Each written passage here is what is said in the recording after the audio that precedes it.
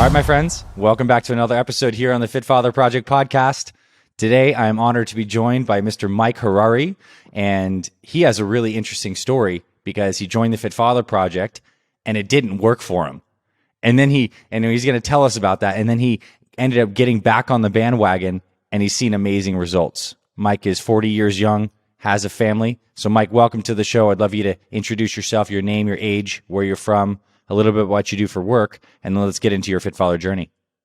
Awesome. Well, first off, just really glad to be here. Pretty excited. Thank you so much for kind of reaching out. I was really happy when you guys reached out. But so my name is Mike Harari. I am 40 years old. I actually live in Montreal. I have 3 kids. My youngest is actually, I want to say, pushing 3 months. So literally, we've just kind of completed the family. No more kids at this point in time. Basically, for work, I work with my family, pretty much in the telecom industry, and have been in that business now for, I want to say, 15 years. So it's been quite a, from a work standpoint, it's been great. And yeah, I mean, essentially, I've always kind of, I think like many of us, I've always kind of wanted to focus on my health, or tried focusing on my health, or always had my health on my mind, and tried multiple different programs up and down, and have always just kind of been up and down, and kind of healthy, unhealthy, healthy, unhealthy, feeling good, not feeling good. But yeah, that's kind of a little bit about me. So I'm going to say this, Mike, you're 40. Yeah. I'd say most of the guys who are in our program, although we're over 40, are in their 50s and 60s. What really prompted you to make this a priority? I mean, you're having kids, but like, what prompted you to search on Google and find Fit Father Project? Like, what was motivating you at that time? So, I've always been an active guy, I guess. In my early 30s, I again, as I said, I've always kind of wanted to be the healthy guy, or be the guy that, was able to kind of stay in shape. And so, I got into running in my early 30s, and I ended up running multiple, half marathons, full marathons, and triathlons even. And as much as I was active, I never really felt healthy. I don't know if that makes sense. Yeah. And that's kind of where, where it kind of started. And then just, recently, just kind of with having kids, it gets busy. And, obviously I had, not that I stopped the running aspect, but it definitely had to slow down a bit. I mean, I started running when I had no kids. So I try and get out as much as I can, even though, now it's kind of getting busy. But I mean, ultimately it just, everything just kind of slowed down. And, not really, priorities from food kind of just, took a back seat. Again, I always had the, I gotta get healthy. I gotta feel good. I gotta stay in shape always, every single day on the back of my mind. And then just kind of got fed up at one point. And then that's kind of really how I started with you guys. So you found us online, and what I think is really powerful about your story is you found us in 2019 and you joined the program, but you didn't actually succeed with the program until 2021. That's right. So let's talk about that, because sure. I think this is some real talk. A lot of times we join things with great intentions, but they don't end up working out. So what was that like for you at that time, and what happened? I found you guys on Google really from just being fed up. I think that's kind of a good way to put it. Uncertain about, how to do what. And, the first go, it was a lot of new information, right? Like all this, the whole, different, eating periods and eating times. And I think historically, I've always been kind of, you start a new program, you get excited, and I'm always I fall off the bandwagon within 3 weeks to about a month. That's kind of been my historical cycle. Yeah. So it was 2019, and I remember this very clearly. I started the program, and I was doing good. And ironically, it's actually Father's Day came around. And I was on my 10:30, 2:30 dinner cycle. And Father's Day kind of came around and had that really early morning breakfast, and it was probably twice as big as I would normally have. Hmm. And it just threw me off. And I knew right away, I was frustrated with myself because I knew right away that it threw me off, and evidently it did. Hmm. And so, this was kind of like everybody's kind of working from home and whatnot. And then the next 6 or 7 months saying to myself, I got to get back, I got to get back, I got to get back, but obviously never doing so. And that's where, my wife was pregnant at the point in time. And, Yeah. then I just started putting on some weight again. And so I kind of, tapped out at about 200 and I want to say 210 pounds, which, I guess, I've always been kind of about a 195, 200 pound kind of guy. Um, but this kind of just kind of topped it out for me at about 210. So it was definitely the heaviest that I had been in several years. So this carries on. We're derailed in June of 2019. That's right. You're having kids throughout Yep. 2020, and then obviously coronavirus stuff in 2020. I Yep. imagine there's We're all lots of home. reasons not to do it, right? Everyone's Yep. at home, kids are at home, it's crazy stuff, and you're stuck in the same pattern. Is this Stuck in the what's same happening? pattern. That's right. Stuck in the same pattern. Kind of get on a program and within 3 weeks to a month, kind of feel like just fall off the program for various reasons. Like I wouldn't say there isn't one specific reason. Hmm. So then come, I'll say October 2020, where my wife and I were looking for a new house. And Hmm. so we end up buying a new house, and we're packing up all our stuff to start moving. So this was late, I want to say late November Hmm. 2020.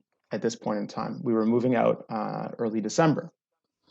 I'm getting to my, get to my closet, and I see a bunch of suits that haven't been worn in about 6 months, maybe more. Hmm. And I say to myself, you know what, just let me just, I mean, I didn't want to be honest with you. I was a bit scared, but I said, screw it. Let me just, and I got to tell you, like, I don't know what it was. It was this bizarre yet very real trigger where I put on these old suits and they fit, but I would not be caught dead outside with them. And that just, I said, someone's got to change, I mean, like, again, I kind of always, knew I'm not unhealthy. I'm not healthy. I'm not unhealthy. I'm just kind Hmm. of in this, I'm Yeah, coasting. limbo. Yeah, I'm Yeah. coasting. And I've always said Yeah. coasting is the worst. Hmm. I'd rather be, super heavier than coast. I mean, coasting is just an awful place to be because you're nor here, you're nor here nor there. Hmm. And I think I emailed you guys and I requested for the reset. And it was this trigger that literally went off in my head that said, and it's funny because it like I know we do this for our families, we do this because we have kids, and yeah, I agree 100%. But it was this trigger that just said, this is not good. Like it's not good. It's too much of an up and down. There's all these emotions when you do well and you lose 5 pounds. You're like, yeah, but then it's if it slows, you're upset or you're struggling and all those emotions, and then there's tons of temptation around you when it comes to food all day long. So I emailed you guys, I reset the program, and it just like I said, that trigger of unfortunately putting on clothes that fit me a few Yeah. months ago, combined with the COVID at the time, combined with being at home, combined with the move, just kind of all came together and it hit me. And I said, I got to find a way to make this last longer than a month. Hmm. And I think that was my initial, that's the initial motivation. I'm a Yeah. big believer that I don't know if motivation really lasts long term sometimes. I think that's tough to kind of say, let's be motivated forever. And Hmm. so rather what I really tried to work on was my discipline. Hmm. And I really wanted to work on my discipline by saying, I can't go back and fall off the bandwagon, a month in or 3 weeks in or 5 weeks in or whatever the number is. Hmm.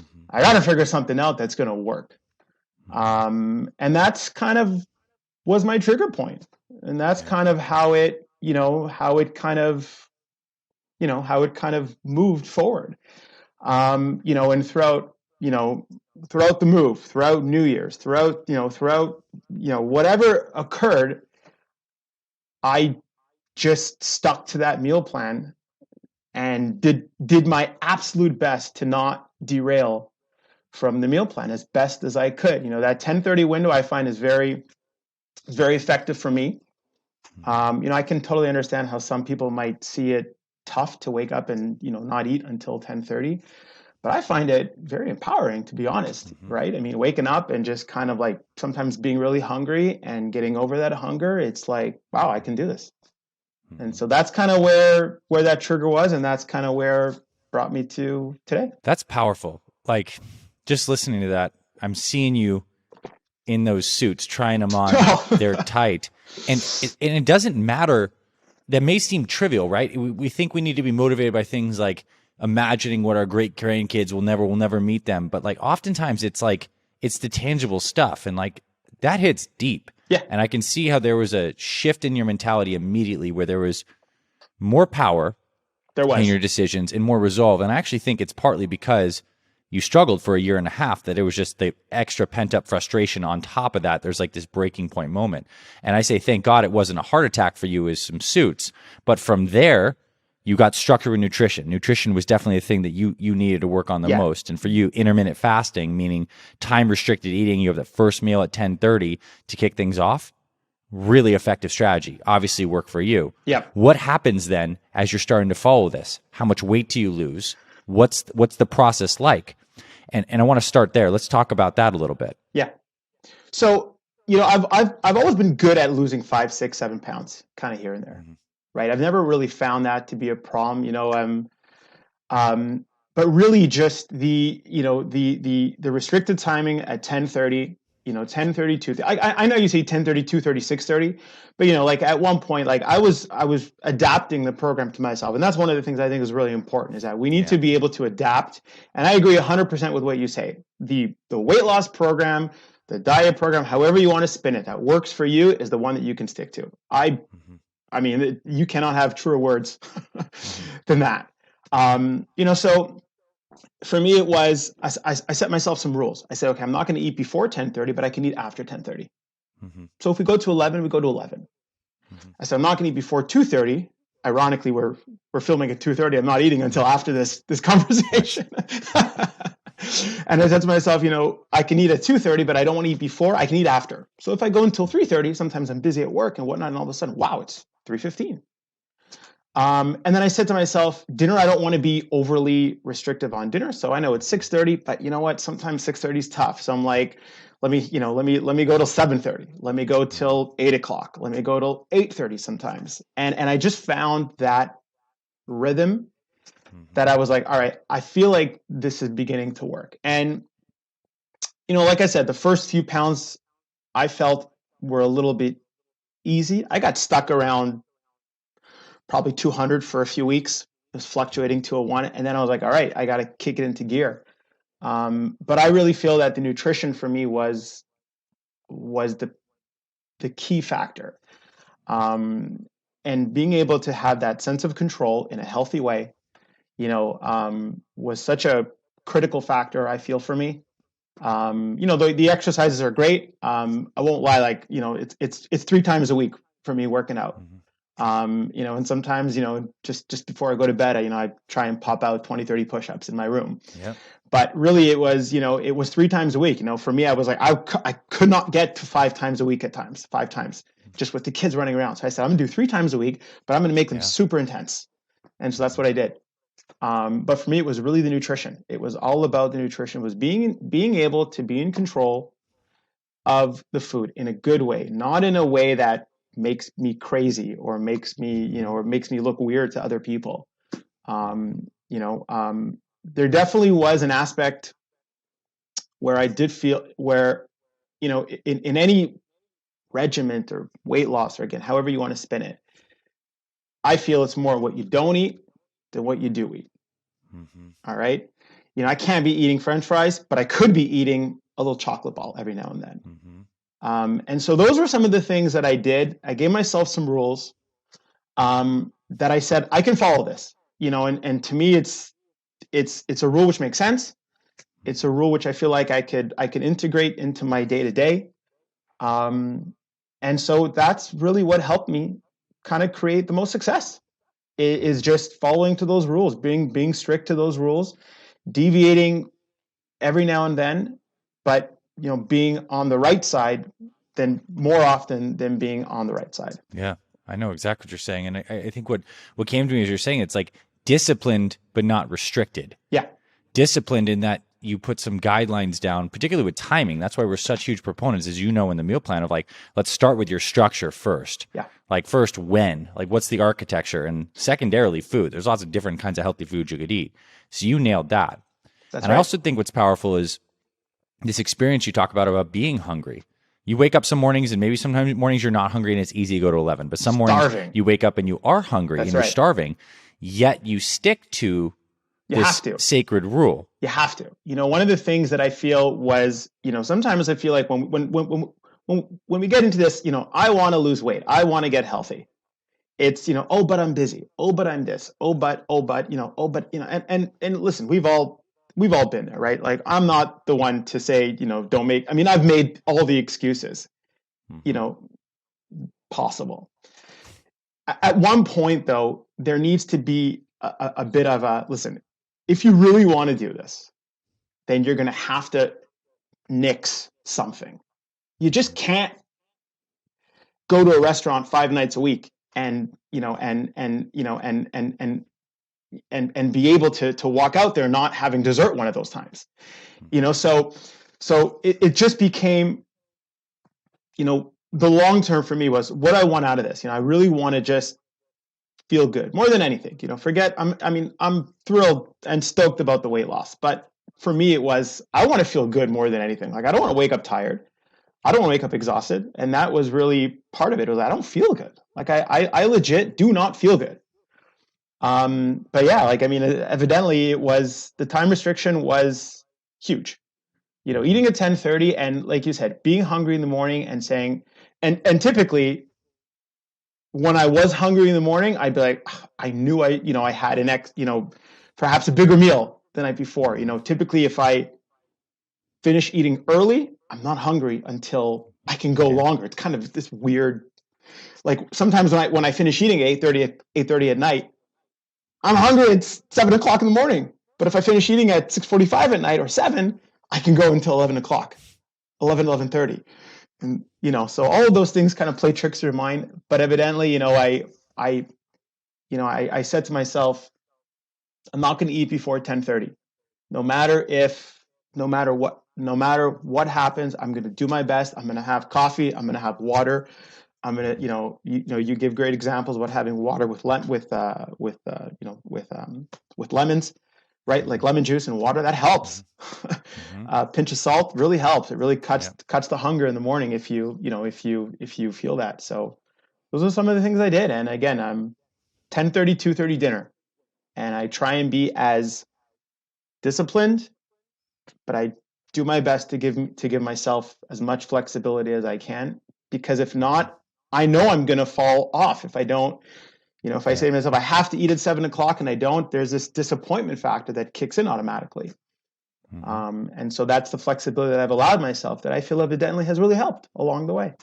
It obviously has. And for context, you've lost how much weight? So my heaviest, actually way back, I was 225. I actually lost some weight. I got myself down to about 195. But again, that was probably the unhealthy way, because I had done it through lots of cardio, and it was super, it was this fluctuation. But the most recent was 209, let's say 210, and I'm at 173 right now. So it's about 36. You lost 36 around pounds. 35, 36 pounds. Say 35, 36 pounds. That's right. And what I love about it too is you have young kids at home. You're working in a family business. Yeah. And you figured out the things that you need to be disciplined about, which for you is the structure of the timing of the eating. That's right. This is also something that you can do no matter what, wherever you go, traveling for business, out of town, like you can maintain that rhythm. So I think it's a rhythm that's great. That's right. You're learning more about your body. So you're also figuring out that if I don't sleep well the night before, I'm hungry the next day. Or if I eat too late, this is that. So you learn more about your body from this structure. And you didn't go overly crazy about the workouts. I mean, you're doing these our workouts are high intensity and challenging, no doubt about that. There's no doubt they're challenging. Not like you have to do it every single day if you're a busy person. The nutrition plus the sprinkled in workouts obviously moves the needle. It does. I mean, like I said, for me, it's 3 days, if I can get 3 intense workouts in, that to me is really good. And then typically, you know, every night or every other night, you know, just before bed or whatnot, I'll kind of hit and again try and do some push-ups and just to Perfect. get, you know, like a stretch going or like a little bit of a pump going, something to, you Hmm. know, I didn't work out today, but at least, you know, so those are some of the things that really helped me. You know, and again, evidently it's what really has, I think, helped me out. I also want to say, you know, the time restriction is very, very powerful, but you know, sometimes again, there's that aspect of flexibility. I'll give you an example. Yesterday, here in Montreal, in Quebec, you know, it was the national holiday here in Quebec Hmm. yesterday, and so we took the kids to the zoo. And so, you know, I said to myself, all right, you know, we're leaving early in the morning. It's going to be wild. It's going to be crazy. You know, instead of doing 10:30, 2:30 dinner, I'm going to do 12 o'clock because that's when everybody's going to kind of have lunch. 12 o'clock, a small snack around 4 or 5, and then dinner. And Hmm. so again, you know, knowing that you know, I kind of took me half a second to pre-plan that before, executed on my plan, like did not eat at 10:30, you know, waited it out. Yeah, I was a little bit hungry, had some water, drank some water to kind of cut the curb. And then at that point was able to kind of have lunch with everybody. Hmm. Maybe had a little bit of a bigger lunch than I Right. would normally do breakfast. You know, and then on the drive home had a little protein bar, which kind of held me until dinner. And so though that flexibility that I've allowed myself, I allow myself that flexibility, and I'm good with it. And that's really what has, I think, helped in my journey is just not throwing myself under the bus whenever I don't eat well, which has happened every now and then. Michael, I want to say well played on that. And it really of you've said a lot of phenomenal things, but in particular, that actually makes me the most proud of you because what you just demonstrated, and I think it's subtle, and I want people to pick up on this, is that little dance in planning. It's a skill set that you've developed now where you're like, this is what's going on today. I know I need to make these one or two adjustments. You make the plan and you execute the plan.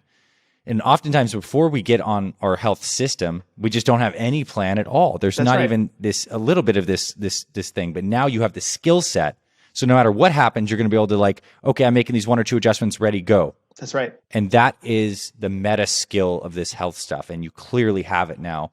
And that also gives me so much confidence on why this is going to be sustainable for you moving forward. I will say, and I agree, by the way, but I will say as well, you know, that, you know, sometimes in just talking about that adjustment, you know, sometimes, you know, I've said to myself, all right, you know, like maybe I should break that 10:30 and eat sooner. You know, maybe I'll be overly hungry, you know, if I go kind of long enough. And that's how I've always thought. I've always said to myself, you know, let me eat and deal with it later.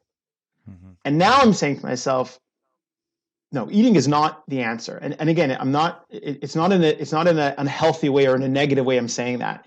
It's in a way that I can keep myself accountable. Is that if I do something which I know is breaking my rules, it's gonna be hard to emotionally recover from it.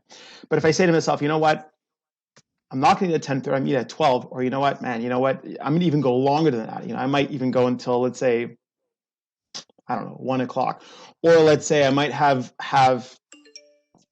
breakfast at 10:30, be out on the road, forget to pack either a protein bar or lunch, and then I said to myself, okay, instead of going out and buying food at 2:30, I'm going to stick it out until I get home, let's say at 3:30, rather than going out and, you know, eating something that might be unhealthy, just a million and one options that, you know, you can grab on Yeah. the go. So rather than doing that, knowing that I'm going to be out of, you know, I'm not going to be able to, you know, I'm not going to know what to do right in the moment. Like, what do you do? Yeah, okay, I'll just take something just because I'm hungry.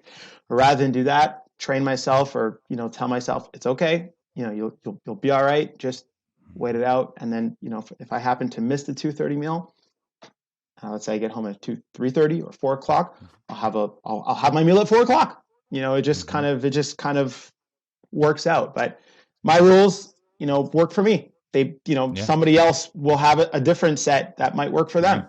And you know, you know, it just kind of works for me. I've managed it in a way that, you know, I can have a healthy aspect of control over it, and I feel it works. And I think the added benefit of things like intermittent fasting, which I'm a huge fan of, I do as well. it's just a really good way to set things up. It helps you observe your hunger and not identify with it as much, and it strengthens your discipline in the process. I mean, the fact that you're able to now go through these, observe the hunger and no longer be a quote unquote slave to it, this control That's that you right. feel is just incredible, right? Yeah. It's hugely powerful to be able to, be hungry, curb the hunger, and then eat something where is kind of, it's healthy or it's good for you, or it's, stick into the program or whatnot, rather than feeling hungry, having something small just to kind of hold you, and then just, not knowing kind of, okay, I had that, and then all of a sudden, you're just thrown off. So, Hmm. like I said, I have not deviated, since November. It really has been a very, strict 10:30, 2:30 dinner. I give myself flexibility on dinner, but I do not give myself flexibility on breakfast or lunch. And we talk about that a lot, right? You need to balance consistency with variety, and you seem like you've nailed that. Especially you're a busy guy working in your company. It's almost good to have regimented first meals of the day Yeah, because you don't need to think about it. You like it, and then dinner can be all sorts of different stuff. that's right. And there's no such thing as perfect. It's just a cluster of good decisions moving That's right. forward. That's right. I agree. Here's a question I have: for those who are listening, it's a shame because they don't get to see how damn healthy you look. Oh, thank Like you. you're glowing. You're like look like an incredibly healthy, vibrant man, and Thank it's you. amazing. Now, how has that change in your being and your energy affected the different areas of your life, like your productivity at work, your relationship with your family, maybe some of your inner stuff, the non-fitness or the non-scale victories, as we like to call them too. What are some of those? What have those been for you? I mean, there's definitely no doubt. There's been, I kind of see it in every aspect. And I don't want it to sound cliche, but it's the truth. I'm up every morning between 6 and 6:30. I do my best to kind of wake up, maybe a little bit before the family. And these are things I would have never been able to do just from feeling unhealthy. Being up at 6 and, being able to get up before everybody else does, grabbing a cup of coffee, just, having 10 minutes to myself has just been, I mean, I can't explain um, what 10 minutes in the morning does to just, I know we're recharged from sleep, but 10 minutes in the morning just to have, to yourself, it's huge. So those are one of the things that I really try and do. Even my wife knows. She's like, babe, it's 6:15. Let's go. Go grab your shower so you can go grab your coffee, right? Like there's, she's really kind of, you know, really bought into, and just sees some of those changes. But I really think it's helped all along. I mean, like, with my kids, there's they love working out with me. Like when I'm exercising in the basement, my son comes and he's 3, so he's like that. He comes down, and he starts doing push-ups and this. It's just Nice. some of those things are priceless to see. It really is those little things. From a work standpoint, I mean, I'd say I'm probably a little bit more productive, although I'm not going to lie, I haven't thought about that too much. I think I'm probably maybe just as productive as I was, before. I'm not too sure that has changed too much. But as far as just, the energy level, being able to show my kids, how to, they work out with daddy. It's just, I cannot explain. That's cool. Just it's such a simple, yet very emotional feeling to have your 3-year-old and your 5-year-old. My daughter, they both come down together and they see me kind of in the basement with the music blaring, and they both come down together and they kind of start pumping out push-ups with me. And what's amazing about that, as I'm thinking about this is the home environment that they're being raised in. This is like the new normal. They're moving their bodies. How could it not shape them in a productive way to I make hope this a so. joyful thing, right? I I hope mean, so. Yeah. yeah, that's really cool. It's really beautiful to see. My final question for you, Mike, is there are a lot of guys who, when you found us, you were actually not even 40 yet. You were in your late 30s, who Yep. are charging hard at their career, building their families, building their wealth, staying busy, maybe haven't had like a big, heart attack or bad doctor's visit or anything devastating like that, but are kind of stuck in the limbo of just the frustration. What advice would you give to that man, or even to yourself at that time? What would you say now that you've gone through this journey? I knew this question was coming. I think, listen, all of us kind of go through these different emotions at different times. I believe that every guy, man, husband, wants to do their best, wants to be their best. Um, and I can completely understand and appreciate how, 101 things kind of gets in the way, because it's always kind of been like that for me. Um, I think, if I would have to advise someone and say, or give someone a piece of direction and says, number one, listen, I'm only 40 years old, so I don't know what what it's like to be, in mid 50s or 40s or 60s or whatever it is. But I do believe it's probably never too late to start. That's for sure. And so that would be the first thing I would say, is probably never too late to start. Um, you know, and I will say as well that it is extremely important, in my view, to have proper and realistic expectations. A lot of the times when we see these programs that, it's in marketing, it takes time. It takes time. It doesn't happen overnight. I'm probably a little on the perhaps fortunate side. I might have had a bit of a foundation, only because I've been, I won't say obsessed, but I've always been thinking about my health. So maybe I had a bit of a better foundation. And so, maybe some other people don't. But setting realistic expectations, I think, is critical. It doesn't happen overnight. It shouldn't happen overnight.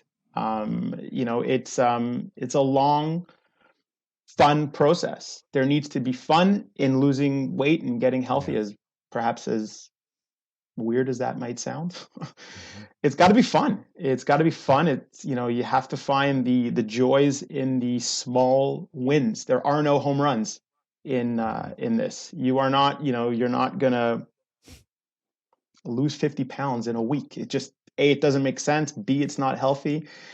C, you'll probably get people being like, what the hell happened to you? Mm-hmm. And that's not what you want. So I think advice would be realistic expectations. You're in for the long haul. Um, Find ways to make it fun. You know, um, enjoy the 1 pound weight loss. Mm-hmm. Don't get stuck up on on when your scale fluctuates and you're up 2 pounds. It's those don't mean much. What means everything is the long haul. What means everything is, what you're in it for the long haul. We gotta, I'm trying to see 43, 44, 45, 50.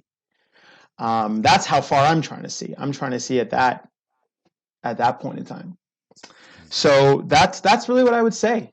Realistic expectations. Probably never too late to really start. Have fun. You got to have fun. Um, you have to set. You have to set. For myself, I call it rules. But there is sacrifice. There has to be. You can't eat. We can't eat anything we want. There has to be sacrifice in order for it to have that, to have it mean something. There has to be. It can't just be, eat whatever you want, work out 3 times a week, and boom, all of a sudden overnight. It doesn't happen like that. It doesn't happen in business. Doesn't happen in anything, and it shouldn't happen in this as well. And so I've seen it as a long, long, long journey.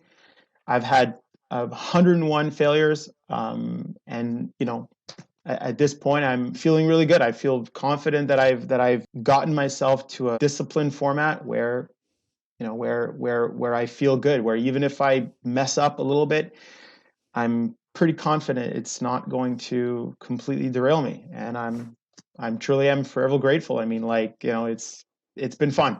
I've had a great time. I've really enjoyed, all the, the social media, with the Fit Father Project social media page and all that kind of stuff. It's just been an interesting experience, and there aren't that many programs geared for guys are, just for men. It's more, and so to have something geared for men is pretty cool. Yeah, it So is cool. And it has been fun. This yeah, conversation's been fun. And a lot of wisdom in what you shared, Mike. And congratulations. thank you. I'm so confident in your system as well and all that you learned. And this was a long time coming for you. And I think but that makes it all the more rewarding because it's also who you become in this process. And that's the good stuff, right? It it definitely is it definitely is rewarding. And again, I've been through, and I'm sure everybody has. There's been a lot of people that did go through the ups, the downs. I only, I gained 3 pounds or this. There's just so much negative self-talk, and I think we just gotta eliminate all the self-talk, negative self-talk that is, eliminate all the background noise, and really just try and focus on, being the best version of the program, following the program as best as we possibly can, not getting beaten up when you don't see a result right away. I know it's easy for me to say that right now because perhaps I'm on the other side, and so that it might be easy at this point in time, but the truth is it's been almost 7 months now, and I can tell you nothing that I've ever done in this respect has lasted even more than a month. And so, again, I thank you very much, and just really appreciate all of your guidance in the videos and this. It's been a lot of fun. So, Thanks for this conversation, Mike. Excited to get this out to the guys. I know it's going to help a lot of people. And the truth you shared, being on the other side, this is what men need to hear because what you see is true now is from the perspective of someone who got over the hurdles, a man with 101 excuses. You're the perfect case study, man. So thank you for being real and sharing all this, and God bless. And I'm so excited for your future, your healthy kids, happy family, and 6-pack abs at 50. And we will bring you on in 10 years. that'd be awesome. Just to check back in. All right, Michael, thank you so much for this. We appreciate it tremendously. And everyone, thanks for listening to the Fit Father Project podcast. We have more episodes just like this coming up soon. Stay tuned.